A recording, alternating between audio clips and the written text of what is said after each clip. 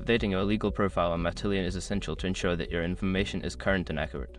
Follow these steps to make the necessary updates. Step 1. Log into Matillion.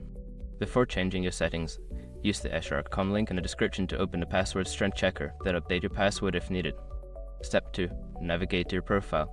Once logged in, locate the profile icon or menu option usually found in the top right corner of the dashboard.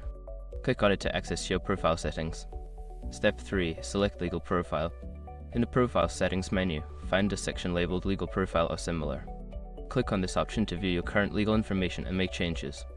Step 4. Update your information. Review the existing details in your legal profile. Make the necessary updates, such as changing your address, contact information, or any legal designations. Ensure all information is accurate and up to date. Step 5. Save changes. After making your updates, look for a Save or Update button at the bottom of the page. Click this button to confirm your changes and ensure they are applied to your profile. By following these steps, you can successfully update your legal profile on Matillion. Regularly reviewing and updating your information helps maintain compliance and accuracy in your records.